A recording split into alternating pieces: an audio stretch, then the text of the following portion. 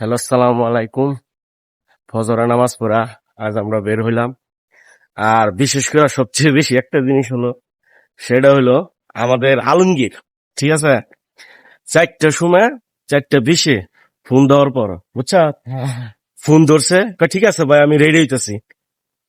এরপরে এই নসিব বান্দা তার মক্কর ঘুরে ফেলায়। হ্যাঁ, বাড়ি যাওয়া হয়েছে, বাড়ি যাওয়ার পর ডাক দেওয়া হয়েছে, পরবর্তী ফোন দেওয়া বলে যে আজ তোরা যা, আমি যেতে পারবো না। তো ওরা নিয়ে কিছু মেহেদি কিছু কইবো এক। ওইবার তো অনেক কিছু, কিন্তু কমিউনিটি গাইডলাইন তো মানতে হবে। হ্যাঁ, না হলে অনেক কিছু কইতাম, পানি তো খায়া লাইতাম ভাই, বুঝছো? কি কইমু তোমার এখন?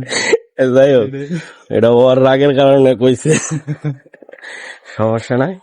আর পোল্ট্রি লাও নাকি শনিবার কালকা? আর বিশেষ করে কালকে শনিবার, ও শনিবার ও যাওয়ার কথা, ওর ফোন কিনা কিনা, ফোন কিনতে যাওয়ার কথা।